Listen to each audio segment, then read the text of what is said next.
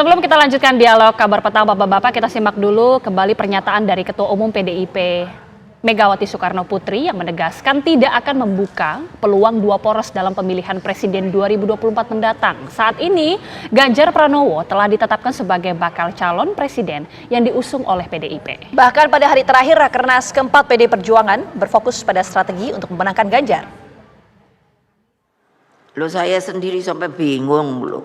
Kan di media tiba-tiba dibilang gini, oh iya sudah ada persetujuan bahwa nanti Pak Prabowo jadi presidennya, Pak Ganjar jadi wakil presidennya.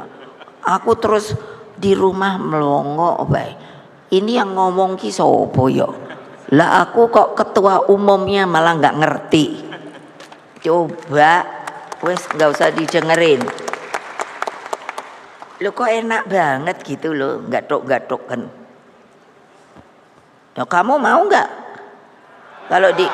Bukan, kalau ada cewek cakep, ada laki ganteng, tapi nggak sama-sama tune in, terus mau, digatok-gatokkan gitu.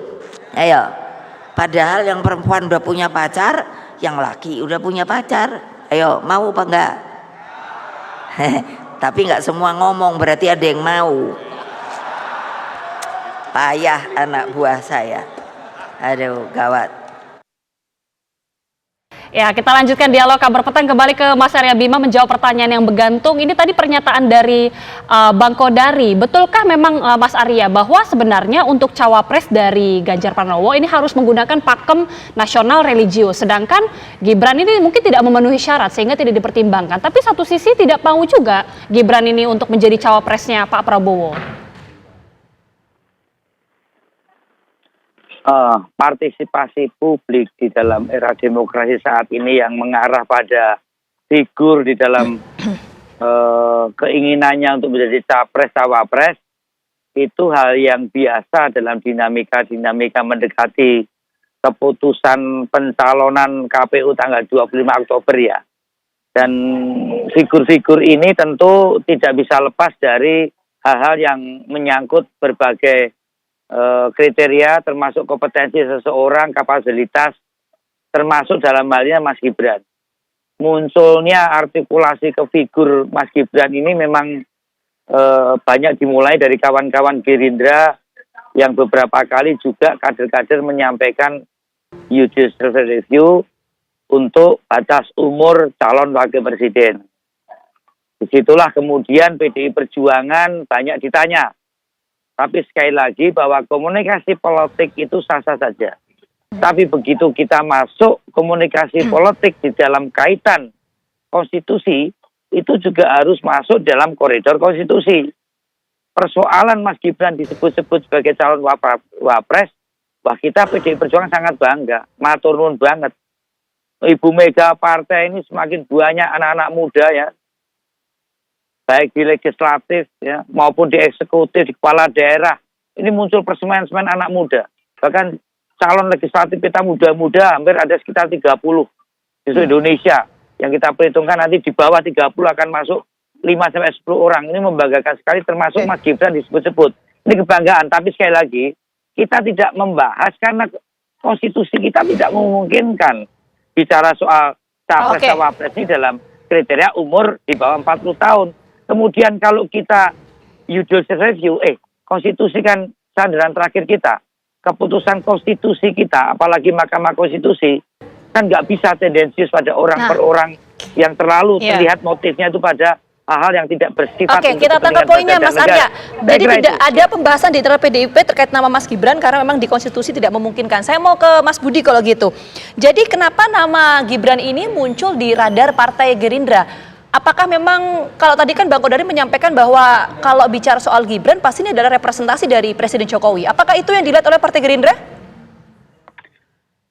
Tadi saya sudah sebutkan ya Mbak, bahwa memang ini nama Mas Gibran ini kan muncul karena memang ada suara, ada aspirasi, harapan, representasi anak muda demi kepemimpinan bangsa Indonesia ke depan. Dan saya rasa itu tidak jauh dari memang prestasi yang telah Mas Gibran tunjukkan sebagai wali kota Solo. kita melihat bersama bahwa beliau menunjukkan kapasitas yang baik, yang mumpuni, dan ditunjukkan dalam beberapa jejak pendapat atau survei. Dan ini hal yang saya rasa patut menjadi poin dalam kita membahas pemimpin-pemimpin yang akan datang. Oke, kalau Mas Gibran bukan anak dari Presiden Jokowi, apakah juga akan dipertimbangkan oleh Gerindra, Mas Budi? Ini adalah sebuah representasi suara keinginan anak-anak muda dari berbagai kalangan. Dan itu kita tangkap, kita hormati aspirasi tersebut. Seperti tadi Mas Arya Bima mengatakan bahwa ada semangat anak-anak muda ini yang kita tidak bisa bendung. Itu menjadi masukan bagi kami semua, termasuk partai-partai politik dalam membahas siapa saja calon-calon pemimpin ke depan, termasuk calon wakil presiden. Baik Mas Budi. Terakhir ke Mas Kodari, ini kan kembali lagi kepada putusan MK soal batasan usia capres-cawapres. Tapi kalau melihat arah ke depannya, Gibran ini akan berakhir di mana? Menjadi cawapres Pak Ganjar atau cawapres dari Pak Prabowo? Ya, kalau disetujui oleh MK ya sekali lagi, dan ya mendengarkan pidato Bu Mega, lihat pola-pola PDI Perjuangan selama ini, dan terakhir statement dari Mas Arya Bima, kelihatannya sih agak sulit bagi kemungkinan Ganjar Gibran. Dan kalau Ganjar Gibran tidak terwujud, ya berarti opsinya ada di Prabowo Gibran, begitu. Tetapi ya balik lagi ya, kita semua harus menunggu keputusan dari Mahkamah Konstitusi, dan nggak ada diskusi lagi kita ini, karena kita susah diskusi ketika Mahkamah Konstitusinya belum mengambil keputusan. Semua ini masih perandai-andaian, dan menurut saya keputusan dari MK inilah yang kemudian yang akan membuat keputusan final mengenai pasangan calon presiden wakil presiden ini masih akan tertunda. Tapi satu hal menurut saya yang bisa kita ambil dari Rakernas keempat PDI Perjuangan adalah bahwa pasangan Prabowo dan Ganjar itu sudah tidak mungkin itu. Ini kan banyak dibahas oleh teman-teman media. Nah, tadi udah dimarahin sama Bu Mega. Ketua umum aja nggak tahu gitu.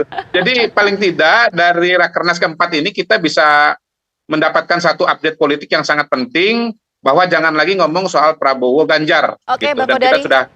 kita sudah realistis saja bahwa Prabowo dan akan maju, Ganjar akan maju, dan tinggal dilihat nanti siapa wakil presidennya. Begitu. Termasuk nanti kita lihat uji materi di MK seperti apa ya, dan dinamikanya seperti apa. Sekali lagi terima kasih banyak untuk Bang Kodari, Mas Arya Bima, dan juga Mas Budi atas waktunya sudah bergabung bersama kami di Kabar Petang. Sehat selalu.